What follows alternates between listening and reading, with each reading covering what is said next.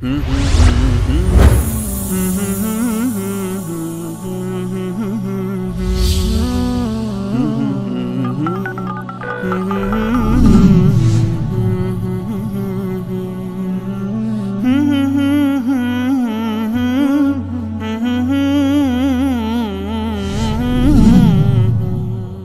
سلام آقا، من البته در مورد شبکه شما خیلی نظر خاصی ندارم. فقط این حاج آقایی که در صحبت میکرد و معتقد بود در شبکه جهانی ولایت بر روی همه بازه، فقط بخواست و ادعا میکرد که این مخالفان نمیدونم سرسپرده آمریکان و از اونجا روزی خودشونو میگیرن. فقط میخواستم یه پاسخی بهش بدم که و ایشون که ادعا میکنه که نمیدونم قرآن این همه توهین کردن اینا، فقط میخواستم یه آگاهی بهشون بدم که همین آمریکایی که شما میگید توهین کردن و هیچ وقت حمایت نکرده، خود اوباما هم محکوم کرده، ولی آیا تو چین که کتابی منتشر شده، چین هم یه حکومتیه که به هر حال انتشارات تحت نظر اون میاد بیرون، وقتی کتابی منتشر کرد و تو اون کتاب مناره های مسلمانان رو به آلت الاغ تشبیه کرد، آیا همین شبکه جهانی ولایت اصلا خبر داره؟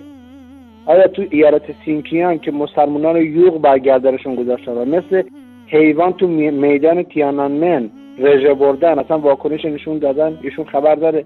به علاوه این کسایی که ادعا میکنه سرسپرده آمریکا هستن پول میگیرن، ایشون در عوض اونجایی که نشسته داره پول میگیره از حکومت، از داخل داره پول میگیره تا این حرفا رو بزنه.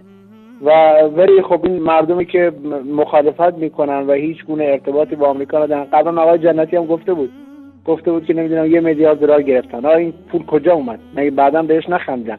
1 میلیارد دلار بیاد تو شبکه بانکی کشور، میدونی چه تحولی ایجاد میکنه و بعداً هیچ وقت هم اثبات نشد و نتونستن اثبات کنن. فقط پاسخ بهشون بدید. فرهاد از ایران. خداحافظ.